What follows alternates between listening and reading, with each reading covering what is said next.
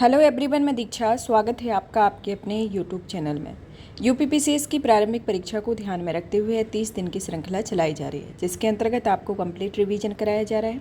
जिसमें आज देखा जाए तो हमारा डे 9 है। डे 9 के अंतर्गत हम इकोनॉमी के जो मेजर टॉपिक है मौद्रिक नीति और बैंकिंग के संदर्भ में पढ़ेंगे, जिसके अंतर्गत आपकी जैसे कि SLR हुआ, CRR हुआ, RR हुआ, रिवर्स रेपो रेट हुआ, MSP हुआ।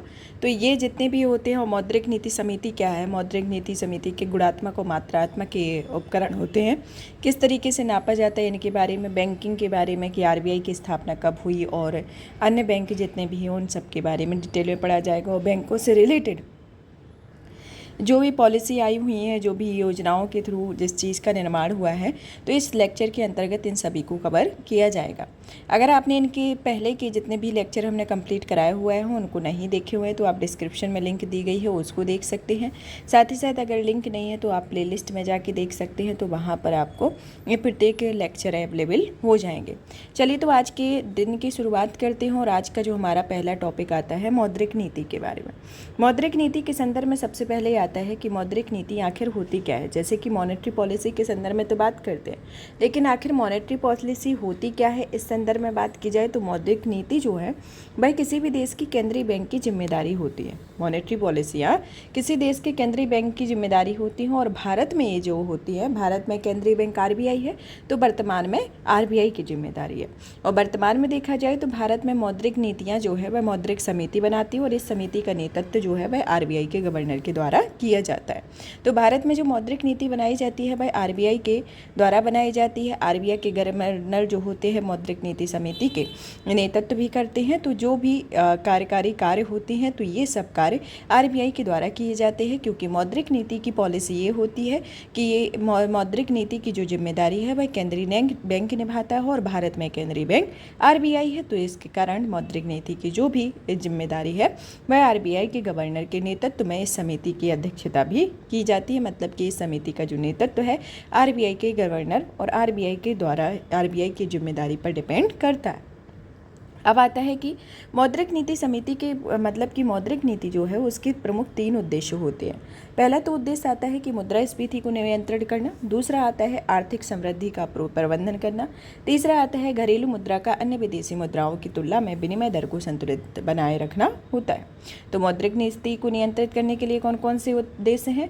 पहला तो ये कि मौद्रिक नीति को नियंत्रित करना, दूसरा आर्थिक समृद्धि का प्रोत्साहन, तीसरा घरेलू मुद्रा एवं अन्य विदेशी मुद्राओं की तुलना में विनिमय दर को संतुलित करना, ये मौद्रिक नीति के प्रमुख उद्देश्य होते हैं। तो आपसे क्वेश्चन में आ जाए कि मौद्रिक नीति के उद्देश्य कौन कौन से हैं, तो इसमें आपके 3 उद्देश्य दिए रहेंगे। तो इनको आपको मतलब कि एलिमिनेशन मेथड से अगर आपके क्वेश्चन आते हैं तो आपके इसके साथ में 4-5 भी दे दिए जाएंगे, या फिर आपके 2 ही दे दिए गए। तो इस तरीके से आपके क्वेश्चन आते हैं। तो इसमें आपको इनके उद्देश्य याद रख लेना है कि ये पहला तो काम होता है कि जो महंगाई होती है उसको नियंत्रित करना, आर्थिक समृद्धि का प्रबंधन भी करना, और घरेलू मुद्रा का अन्य विदेशी मुद्रा की तुलना में विनिमय दर को संतुलन बनाए रखना होता है। तो इसके अंतर्गत आता है। अब आता है कि मौद्रिक नीति के उपकरण के बारे में। तो मौद्रिक नीति के उपकरण के संदर्भ में बात की जाए तो इसमें मात्रात्मक उपकरण भी होते हैं, गुणात्मक उपकरण भी होते हैं। तो मात्रात्मक उपकरण के अंतर्गत कौन कौन से आते हैं? जैसे कि कैश रिजर्व रेशियो या CSR, CRR, वैधानिक तरलता अनुपात SLR यानी कि सैल्यूटरी लिक्विडिटी रेशियो, खुली बाजार प्रक्रिया, बैंक दर, रेपो दर, रिवर्स रेपो दर, सीमांत स्थायी सुविधा और स्थायी जमा सुविधा इसके अंतर्गत आती है। तो ये मात्रात्मक उपकरण है जिसके अंतर्गत ये प्रमुख उपकरण आते हैं। तो मौद्रिक नीति को नापने के लिए 2 तरीके के उपकरणों का प्रयोग होता है, एक मात्रात्मक, एक गुणात्मक। मात्रक के अंतर में ये आते हो, गुणात्मक के अंतर्गत हम इसको आगे देखेंगे।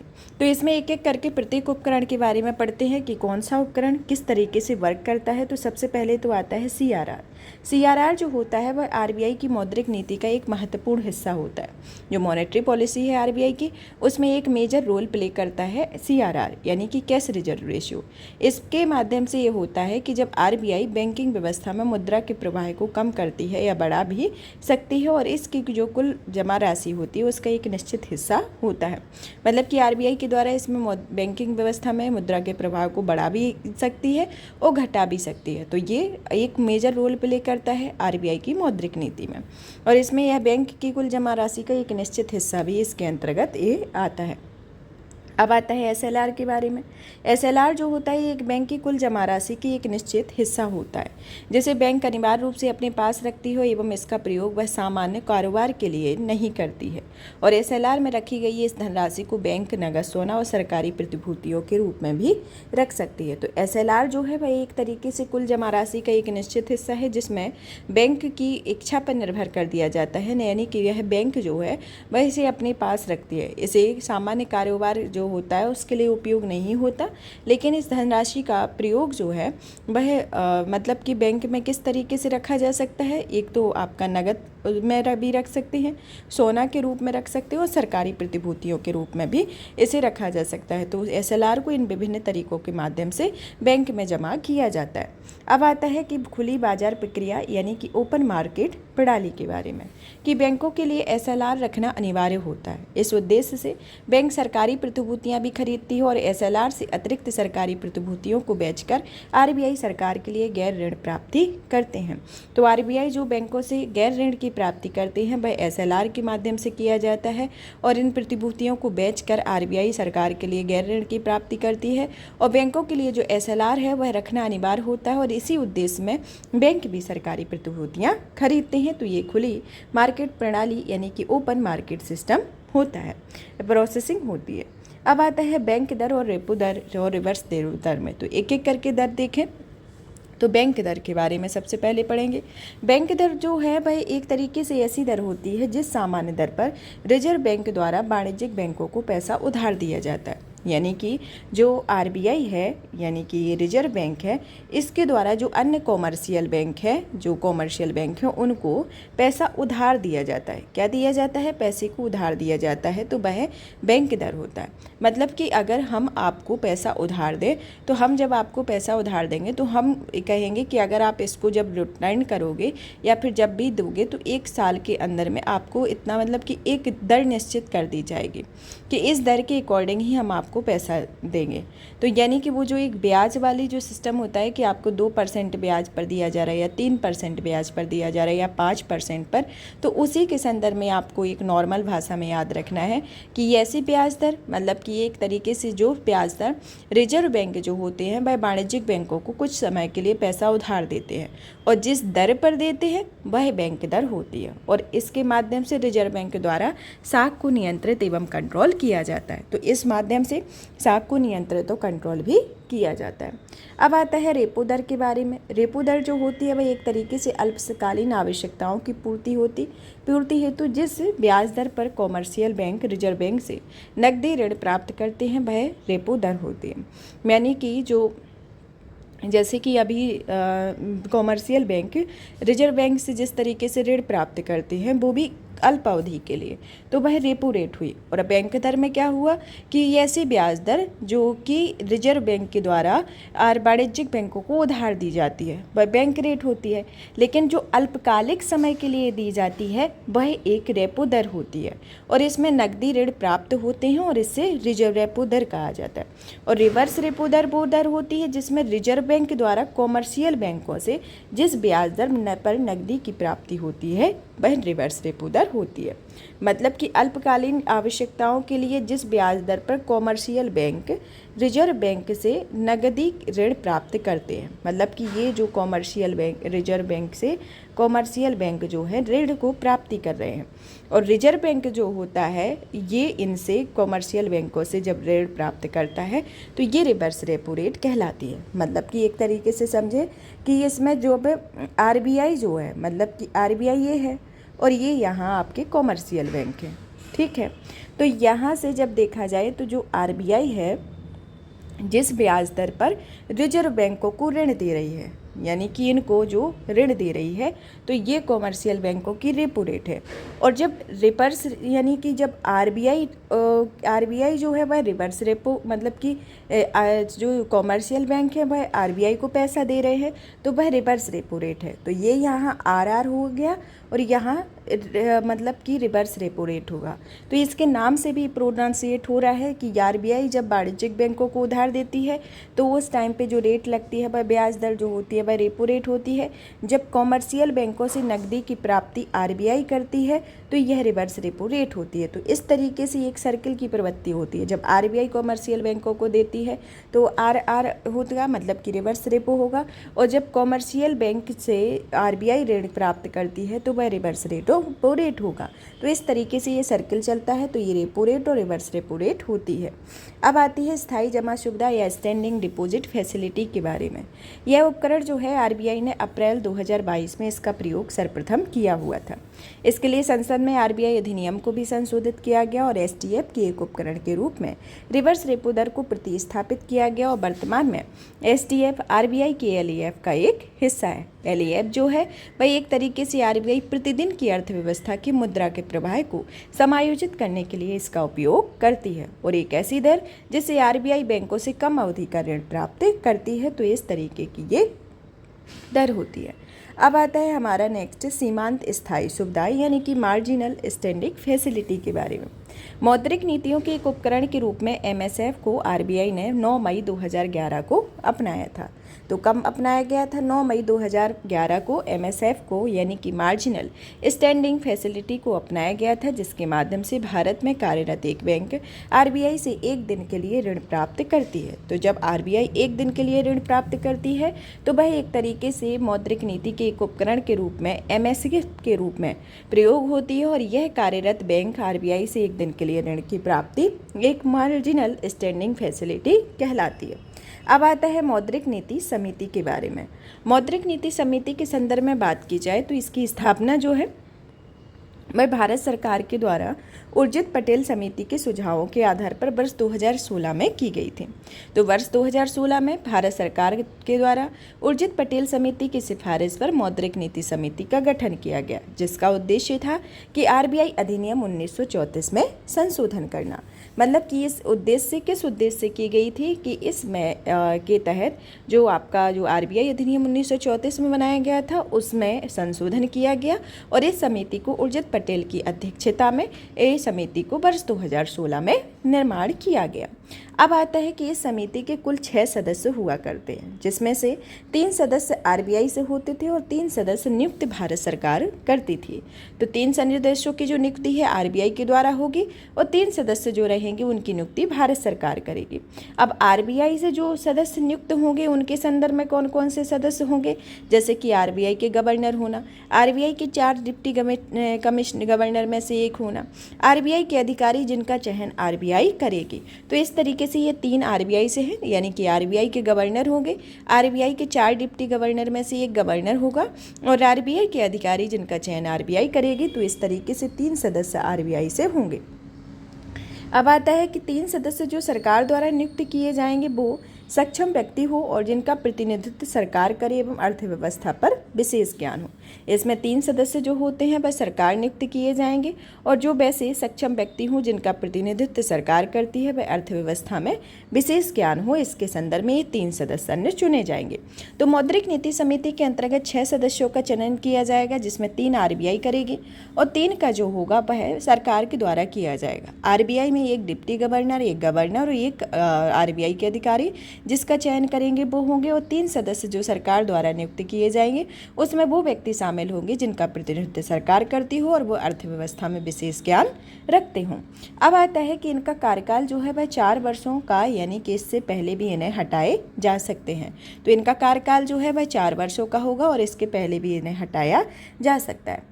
अब आते हैं हमारी गुणात्मक उपकरण के बारे में। अभी हमने इसके मात्रात्मक उपकरण के बारे में जाना, अब गुणात्मक उपकरण के बारे में जानते हैं। तो आरबीआई में की मौद्रिक नीतियाँ के अंतर्गत जिन मात्रात्मक उपकरणों का प्रयोग होता है वह समय समय पर असफल भी हो सकते हैं।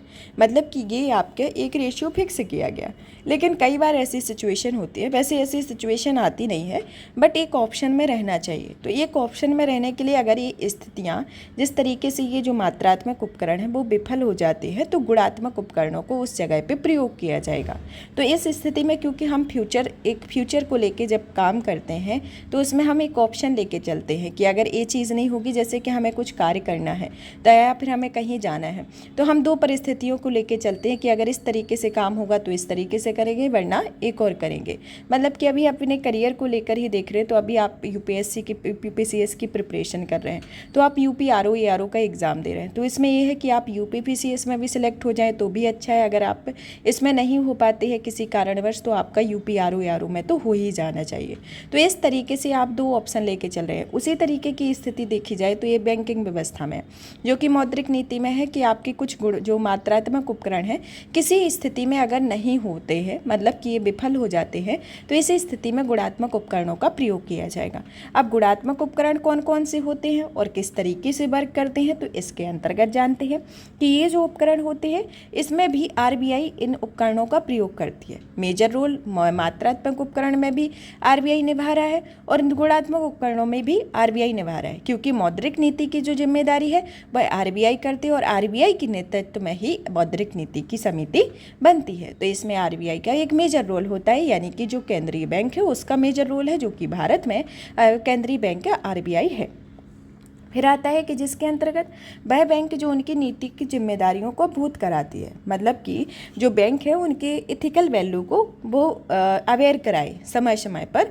और आरबीआई बैंकों से कहती है कि मौद्रिक नीतियों का जो परिवर्तन है एक निश्चित उद्देश्य के साथ किया गया है और इस परिवर्तन का प्रभाव अर्थव्यवस्था पर बैंकों के सहयोग के बिना संभव नहीं है। तो यानी कि अगर इसमें कोई प्रभाव, मतलब कि कोई परिवर्तन करना है, कुछ चीज़ें करनी है, तो उनका प्रभाव जो है उसका डिपेंडेंसी जो है वह ज़रूरी है कि आपको मतलब कि उसमें बैंकों का सहयोग होना आवश्यक है, तभी इन उपकरणों का प्रयोग किया जा सकता है। अब आता है गैर पारंपरिक उपकरण के बारे में जान लेते हैं। तो इन नीतियों को आरबीआई इन मौद्रिक नीतियों के उपकरण का तब प्रयोग करती है जब किसी देश के केंद्रीय बैंक तब करते हैं जब कोई असामान्य परिस्थिति या पारंपरिक उपकरणों का प्रभाव अर्थव्यवस्था पर ना हो रहा हो। तो जैसे कि हेलीकॉप्टर ड्रॉप या हेलीकॉप्टर मनी, हेलीकॉप्टर हूवर और नेगेटिव इंटरेस्ट रेट के बारे में, तो ये प्रमुख उपकरण होते हैं। चलिए तो एक एक करके देखें कि हेलीकॉप्टर ड्रॉप या हेलीकॉप्टर मनी क्या होती है। हेलीकॉप्टर ड्रॉप या हेलीकॉप्टर मनी जो है वह एक तरीके का ऐसा उपकरण होता है जिसमें मांग बढ़ाने एवं आर्थिक समृद्धि को संतुलित करने या सुनिश्चित करने का उद्देश्य होता है। तो इसमें उपकरण का प्रयोग अर्थव्यवस्था में मांग को बढ़ाने और आर्थिक समृद्धि को सुनिश्चित करने के उद्देश्य से हेलीकॉप्टर ड्रॉप या हेलीकॉप्टर मनी का प्रयोग किया जाता है। हेलीकॉप्टर हूवर जो होता है वह अर्थव्यवस्था में उस धनराशि को सोखने के उद्देश्य से किया जाता है जो बैंकिंग व्यवस्था से बाहर हो अथवा जो काले धन के रूप में लोगों से छुपा रखा हो, यानी कि विमुद्रीकरण की प्रक्रिया है। जो डिमोनेटाइजेशन किया जाता है, जो जिस तरीके से होता है उसमें जो उसका रीजन होता है, यानी कि विमुद्रीकरण का जो रीजन होता है उसका रीजन ये रहता है कि जो अतिरिक्त धनराशि है उसको बैंकिंग व्यवस्था से जो बाहर चली गई है, काले धन के रूप में छुपी हुई है, उसको सोखने के लिए इस व्यवस्था का उपयोग करते हैं, यानी कि हेलीकॉप्टर हूवर का प्रयोग किया जाता है। और हेलीकॉप्टर ड्रॉप के अंतर्गत अर्थव्यवस्था में मांग बढ़ाने एवं आर्थिक समृद्धि को सुनिश्चित करने के उद्देश्य से किया जाता है। और नेगेटिव इंटरेस्ट रेट के अंतर्गत इस उपकरण का प्रयोग असामान्य परिस्थितियों में मांग को पुनर्जीवित करने के उद्देश्य से किया जाता है। तो मांग को पुनर्जीवित करने के उद्देश्य से अर्थव्यवस्था में इसका प्रयोग किया जाता है, तो इसके अंतर्गत आता है। तो ये कुछ गैर पारंपरिक उपकरण हैं जिसका समय समय पर जब असामान्य स्थिति हो तो इन उपकरणों का प्रयोग किया जाता है। अब आता है हमारा नेक्स्ट टॉपिक बैंकिंग के बारे में। तो ये आपके जो मौद्रिक नीति से रिलेटेड टॉपिक थे वो फिनिश होते हैं। अब आता है बैंकिंग। तो बैंकिंग में सबसे पहले जो आता है केंद्रीय बैंक, यानी कि रिजर्व बैंक ऑफ इंडिया। तो ये सबसे पहले रिजर्व बैंक के बारे में पढ़ेंगे, फिर अन्य बैंकों के बारे में पढ़ेंगे कि किस बैंक की कब स्थापना हुई, कब विलय हुआ, कब निजीकरण हुआ और कौन कौन सी समिति आई और बैंकिंग व्यवस्था के क्या कार्य हैं, तो इन सब के बारे में पढ़ेंगे। और जो भी आपके एग्जाम के पॉइंट ऑफ व्यू से है, क्योंकि आपके बैंकिंग से भी क्वेश्चन आते हैं, मौद्रिक नीति से ये जो रेट है उनसे रिलेटेड क्वेश्चन आपके आते ही हैं। प्रेजेंट टाइम में कौन कौन सी रिवर्स रेपो रेट है, क्या कैसा है, तो ये आपका करंट अफेयर का सेशन कराया जाएगा। वो कब कराया जाएगा, जो आपके 28-29 लेक्चर होंगे उनमें कराया जाएगा, ताकि ये रहेगा कि आपको लेटेस्ट वाला जितना भी लेटेस्ट रहे, लेटेस्ट वो आपका दे दिया जाए, ताकि आप एग्ज़ाम में सिर्फ रिवाइज करके जाए। तो अभी हमने इसको इसी के कारण इसमें डेट मतलब कि जो रेट है उनको ऐड ऑन नहीं किया हुआ है। तो जो अब आपका करंट अफेयर का सेशन आएगा तो उस टाइम पे हम उनको ऐड ऑन करा देंगे।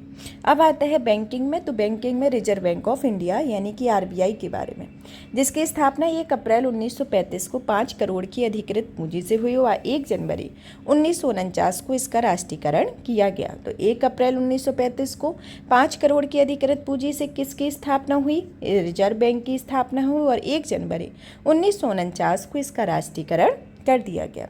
रिजर्व बैंक जो है भारत का एक केंद्रीय बैंक है और यह बैंकरों का बैंक है, जिसका मुख्यालय जो है वह मुंबई में हो। भारत में मौद्रिक एवं साख नीति बैंक ही द्वारा बनाई जाती हो और रिजर्व बैंक इन बैंकों के द्वारा ही लागू की जाती है। तो इसमें कितने सारे पॉइंट निकल कर आ रहे हैं। पहला तो ये कि RBI की स्थापना कब हुई? 1 अप्रैल 1935 को हुई। कब, किसके कारण? 5 करोड़ की अधिकृत पूंजी हुई से इसकी स्थापना हुई और 1 जनवरी 1949 को इसका राष्ट्रीयकरण किया गया। तो इनकी 2 लाइन में 3 क्वेश्चन बनते हैं। रिजर्व बैंक भारत का केंद्रीय बैंक है, ये आपका जो कथन और कारण के क्वेश्चन आते हैं तो उसमें दे दिया जाता है कि रिजर्व बैंक भारत का केंद्रीय बैंक है। कारण दे दिया गया कि क्योंकि वह बैंकरों का बैंक है। तो इस तरीके से आपके कथन कारण में दे दिया, या AB के मतलब कि पहला कथन सही है कि दूसरा कथन सही है, इसके संदर्भ में दे दिया, तो इस कारण से ये सत्य हो जाते हैं। इसका मुख्यालय जो है वह मुंबई में है। इसमें भारत में मौद्रिक नीति या रिजर्व बैंक द्वारा ही जारी की जाती है और इसे इसी के द्वारा लागू किया जाता है। तो ये रिजर्व बैंक के संदर्भ में है। अब आता है कि RBI के जो प्रथम गवर्नर रहे हैं वह कौन से रहे हैं? सर ऑसबॉर्न स्मिथ जो है वह RBI के गवर्नर रहे हैं और यह 1/4/1935 से 30/6/1937 तक इनका समय काल रहा। तो RBI के प्रथम गवर्नर कौन रहे? Sir Osborne Smith. और प्रथम एवं भारतीय एवं स्वतंत्र भारत के प्रथम गवर्नर जो RBI के रहे हैं वह CD देशमुख रहे हैं और इन्हीं के समय में RBI का राष्ट्रीयकरण किया गया था। जो RBI का राष्ट्रीयकरण 1949 में किया गया था, तो वह जब CD देशमुख देश में RBI के गवर्नर थे, जो स्वतंत्र भारत के प्रथम गवर्नर रहे, उनके समय काल में कराया गया था।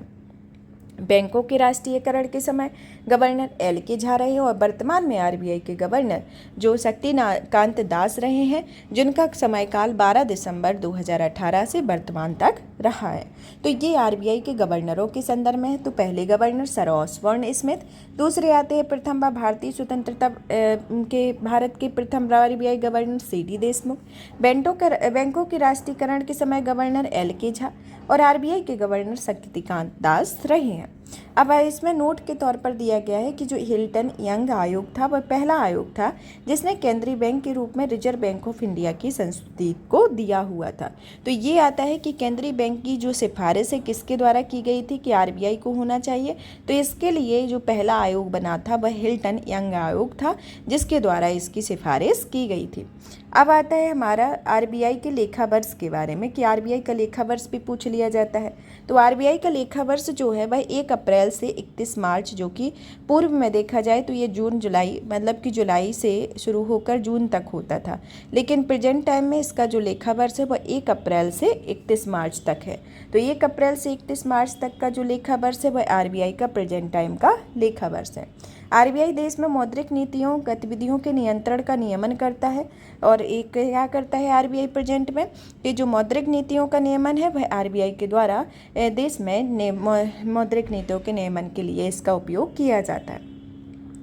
अब आता है कि भारतीय रिजर्व बैंक के कार्य के बारे में। तो भारतीय रिजर्व बैंक के अंतर्गत 2 कार्य आते हैं। पहला तो आता है सामान्य केंद्रीय बैंकिंग कार्य के संबंध में, दूसरा आता है विकास संबंधी परिवर्तन कार्य में।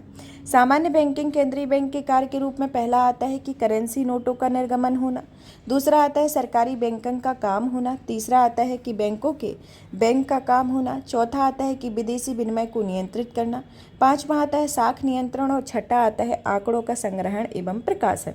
तो सामान्य केंद्रीय बैंकिंग व्यवस्था के अंतर्गत कौन कौन से कार्य आते हैं कि करेंसी नोट का निर्गमन होना, सरकारी बैंकरों का काम, बैंकों के बैंक का काम, विदेशी विनिमय को नियंत्रित करना, साख नियंत्रित करना, आंकड़ों का संग्रहण एवं प्रकाशन। तो ये आपके कार्य पूछे जाते हैं। तो आपके जो ABC के ऑप्शन है उसके अंतर्गत ऐसे डायरेक्ट ही आपको कार्य दे दिए जाएंगे। तो इसके अंतर्गत आपको बताना होगा कि ये सामान्य केंद्रीय बैंकिंग के कार्य आते हैं कि ये विकास संबंधी या परिवर्तन कार्य हैं। तो इनसे जो आपके कार्य हैं इनसे ही स्पष्ट हो रहा है तो किस तरीके के कार्य हैं। तो सामान्य बैंक में इस तरीके के हो गए।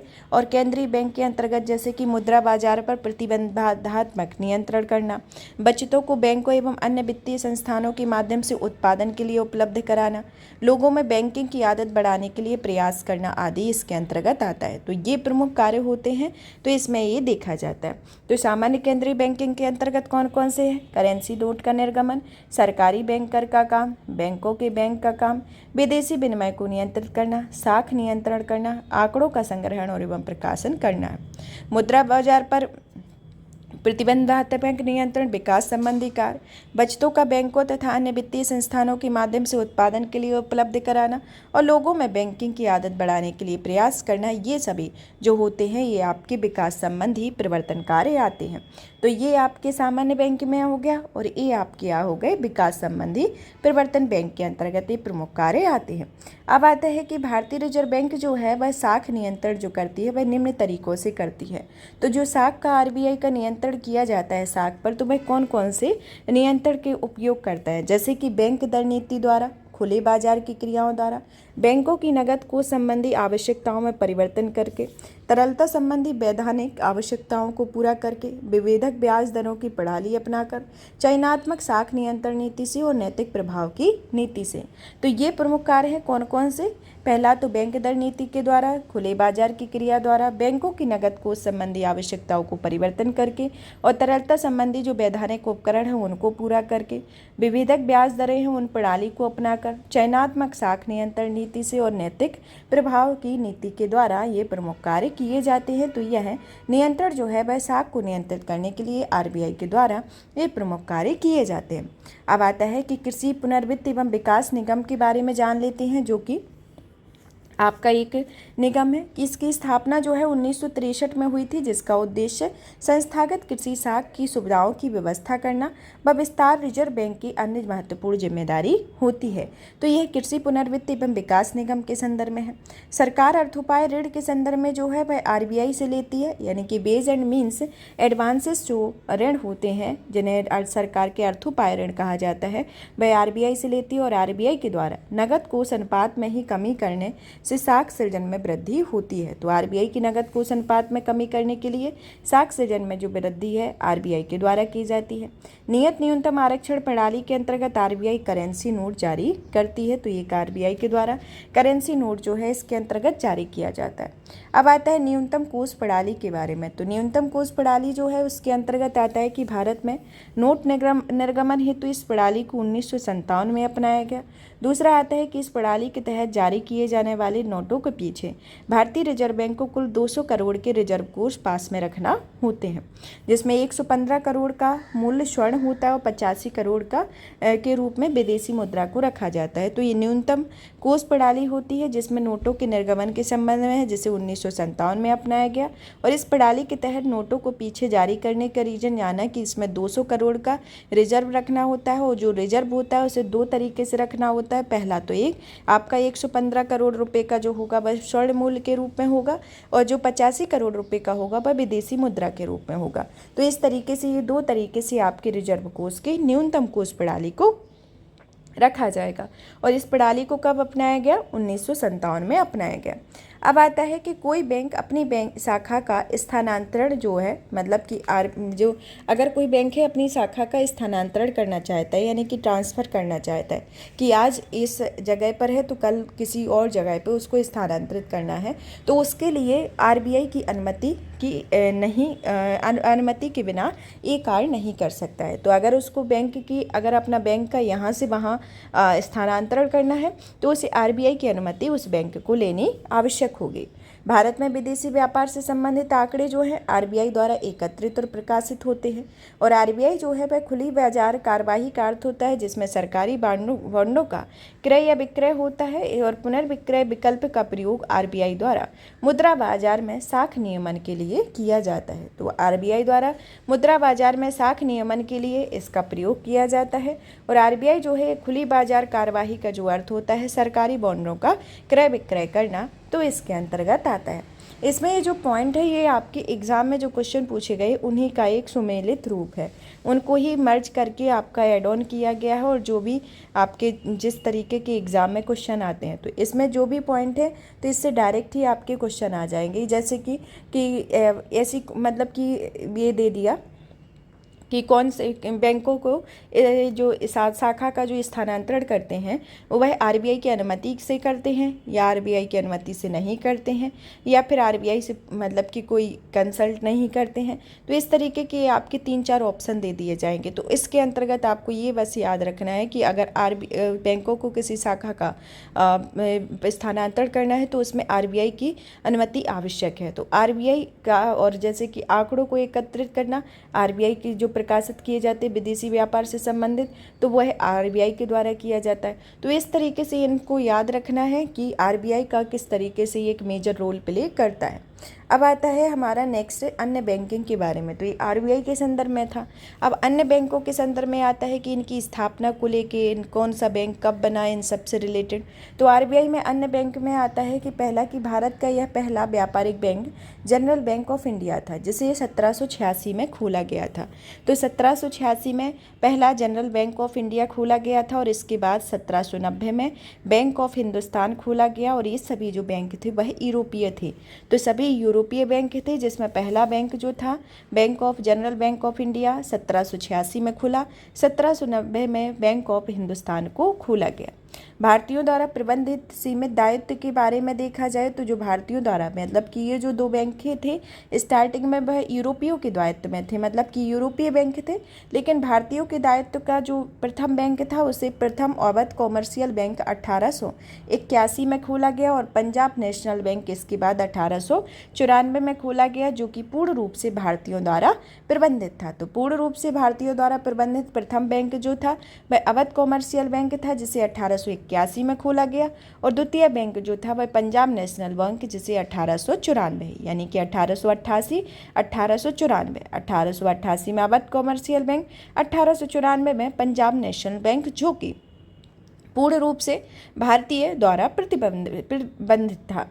अब आता है इसमें कुछ बैंक दिए गए हैं, इन बैंकों को मिलाकर 3 बैंक बनाए गए। इंपीरियल बैंक बनाया गया, इस तरीके से ये प्रक्रिया हुई। तो कौन कौन से बैंक को मिलाकर ही पहले नंबर पर जैसे कि 1806 में बैंक ऑफ बंगाल बना, 1840 में बैंक ऑफ बॉम्बे और 1843 में बैंक ऑफ मद्रास। तो ये जो 3 बैंक थे इन 3 बैंक को मिलाकर 1921 में तीनों बैंकों को मिला दिया गया और इसे इंपीरियल बैंक ऑफ इंडिया की स्थापना की गई। मतलब कि तीनों बैंकों को मिलाकर इंपीरियल बैंक ऑफ इंडिया नाम रखा गया और इसकी स्थापना की गई।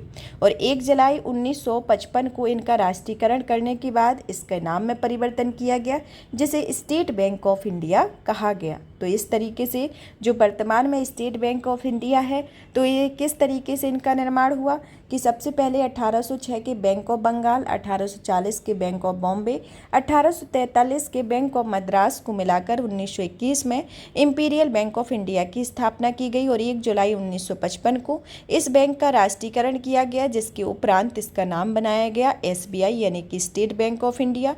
और स्टेट बैंक ऑफ इंडिया में ही 8 क्षेत्रीय बैंकों को राष्ट्रीयकृत कर स्टेट बैंक के सहायक का दर्जा दिया गया 1959 में। अब इनमें जो 8 सहायक बैंक थे वो आते हैं जैसे स्टेट बैंक ऑफ बीकानेर एवं Jaipur, state bank of Saurashtra जिसे जुलाई 2008 में, स्टेट बैंक ऑफ इंदौर जिसे जून 2009 में एसबीआई में विलय कर दिया गया और शेष 5 सहायक बैंकों तथा भारतीय महिला बैंकों का 1 अप्रैल 2017 से भारतीय स्टेट बैंक में विलय कर दिया गया। तो ये प्रमुख बैंक रहे और जिसमें एसबीआई में मतलब कि स्टेट बैंक ऑफ इंडिया में इनका विलय समय समय पर एक आवश्यकता के अनुसार जिस तरीके से जिसकी रिक्वायरमेंट रही उसके अकॉर्डिंग कर दिया गया। अब आता है इसके अंतर्गत स्टेट बैंक ऑफ इंडिया यानी कि एसबीआई के बारे में जानते हैं। स्टेट बैंक ऑफ इंडिया जो है वह एक तरीके से भारत का सबसे बड़ा व्यापारिक बैंक है। इस बैंक में भारत के 1 लाख के बाजार पूंजीकरण तक पहुंचने वाला पहला बैंक था और इसका मुख्यालय जो है वह मुंबई में है। और 19 जुलाई 1969 को 14 बड़े व्यावसायिक बैंकों का राष्ट्रीयकरण किया गया।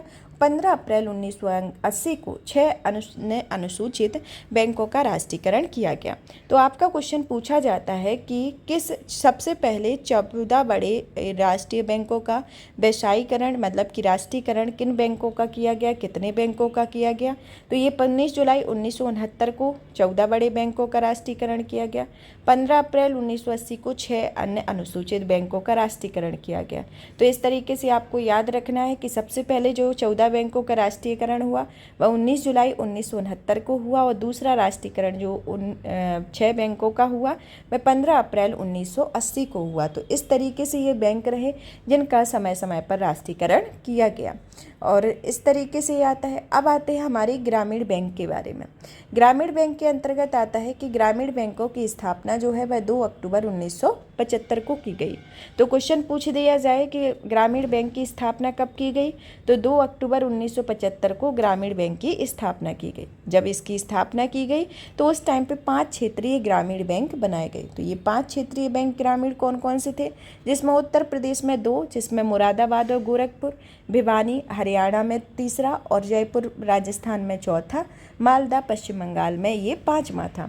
तो इस तरीके से जब ये 2 अक्टूबर 1975 को बनाया गया तो उस टाइम पे 5 क्षेत्रीय ग्रामीण बैंकों की स्थापना की गई, जिसमें मुरादाबाद गोरखपुर उत्तर प्रदेश में, भिवानी हरियाणा में, जयपुर राजस्थान में और मालदा पश्चिम बंगाल में इन ग्रामीण बैंकों की स्थापना की गई। और सिक्किम और गोवा को छोड़कर देश के सभी राज्यों में क्षेत्रीय ग्रामीण बैंक कार्यरत है। और उस टाइम से देखा जाए वो अभी प्रेजेंट टाइम तक ग्रामीण बैंकों की संख्या में बढ़ोतरी हुई है। अब आता है कि क्षेत्रीय ग्रामीण बैंकों के संदर्भ में किस तरीके से जो पूंजी का बंटवारा है या फिर किसकी कितनी हिस्सेदारी होती है। तो हिस्सेदारी के संदर्भ में देखा जाए तो केंद्र सरकार की जो ग्रामीण बैंक में होती है 50%, राज्य सरकार की 15% और प्रवर्तक बैंक जो होते हैं उनकी हिस्सेदारी 35% होती है। तो क्षेत्रीय ग्रामीण बैंक में सर्वाधिक हिस्सेदारी किसकी रहेगी, केंद्र सरकार की, प्रवर्तक बैंक की 35% और राज्य सरकार की 15% होती है। और स्वाभिमान योजना का संबंध जो है वह ग्रामीण बैंकिंग से संबंधित है। तो ये भी पूछ लिया जाता है कभी कभी कि कौन सी योजना है जिसका संबंध ग्रामीण बैंक से है। तो स्वाभिमान योजना जो है जिसका संबंध बैंकिंग से होता है, ग्रामीण बैंकिंग से। नोट के तौर पर दिया गया है कि बैंकिंग प्रणाली की पुनर्संरचना के संदर्भ में सुझाव देते हुए 1991 में नरसिम्हा समिति का गठन किया गया। इसने बैंकिंग संरचना को 4 अधिक्रम स्थापित करने का सुझाव दिया गया। तो बैंकिंग व्यवस्था में 4 अधिक्रम को स्थापित करने का जो सुझाव दिया था वह नरसिम्हा समिति के गठन किया गया 1991 में। इसके संदर्भ में जो उनकी बैंकिंग की पुनर्संरचना के संबंध में समिति गठित की गई थी, उन्होंने ही सुझाव दिया गया था कि इसे 4 स्तरीय अधिक्रम में स्थापित किया जाए। तो किसके द्वारा, नरसिम्हा समिति, जो कब आई थी 1991 में। अब आता है हमारा कि किसान क्रेडिट कार्ड की शुरुआत कब हुई।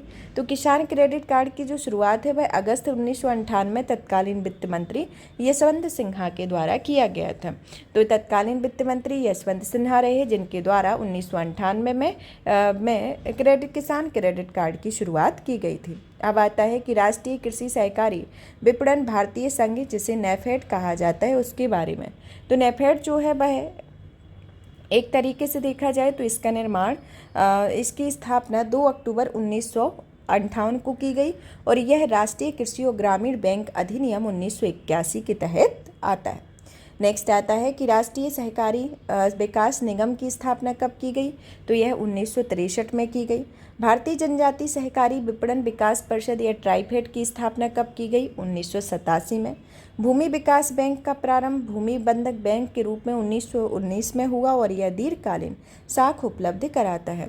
तो ऐसा क्वेश्चन में पूछ लिया जाए कि वह कौन सा बैंक है जो दीर्घकालीन साख उपलब्ध कराता है, तो वह भूमि विकास बैंक है, जो कि भूमि बंधक बैंक के रूप में इसका 1919 में इसकी प्रारंभ किया गया था और यह एक दीर्घकालीन साख उपलब्ध कराता है।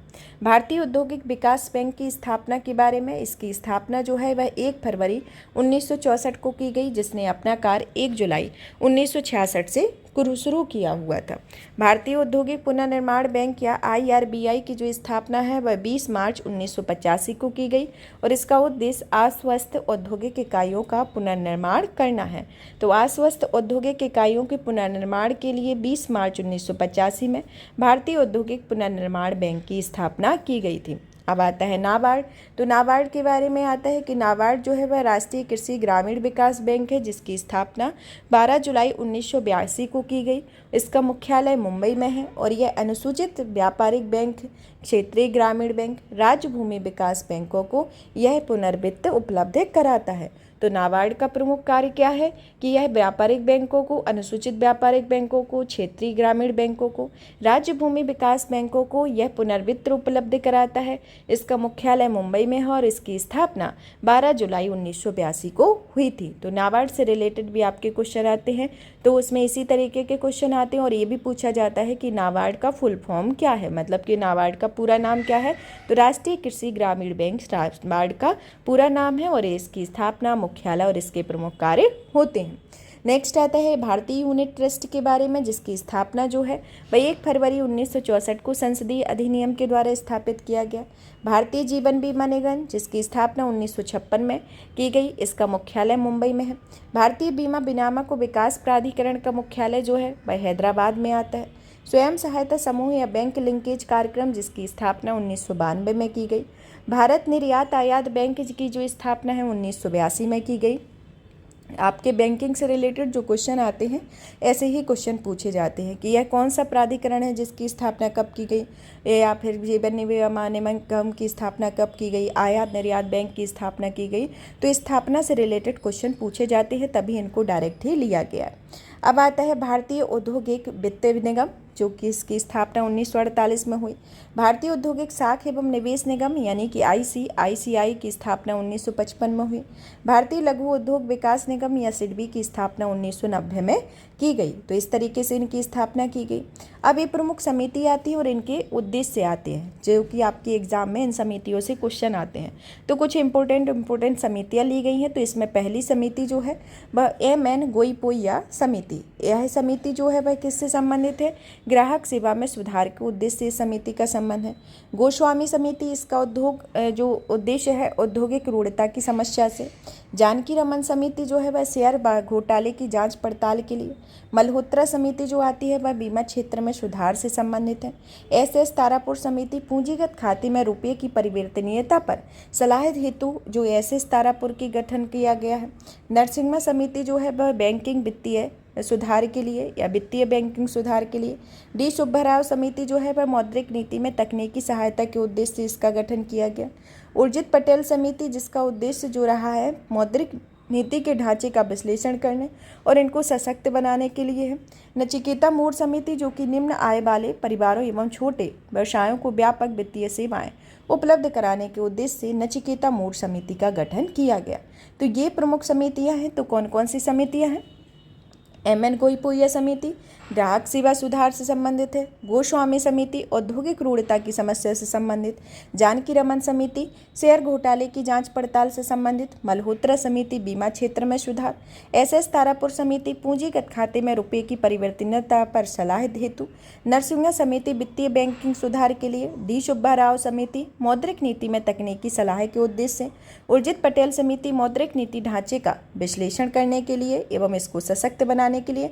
और नचिकेता मूर समिति है, जिसका गठन निम्न आय वाले परिवारों एवं छोटे व्यवसायों को व्यापक वित्तीय सेवाएं उपलब्ध कराने हेतु इस समिति का गठन किया गया। तो ये प्रमुख जो समितियां हैं, यह समितियां बैंकिंग क्षेत्र से संबंधित समितियां हैं और इनका ये प्रमुख उद्देश्य रहा है। तो इसी तरीके के आपके मौद्रिक नीति और बैंकिंग से रिलेटेड आपके क्वेश्चन आते हैं। तो इन्हीं को डायरेक्ट ही आपका रखा गया है, जो कि आपके इससे ही डायरेक्ट क्वेश्चन पूछे जाएंगे। आप अगर इधर उधर ज़्यादा पढ़ेंगे तो वो कन्फ्यूजन ही क्रिएट करता है। तो या फिर जिस किस तरीके से आपका कॉन्सेप्ट बना है।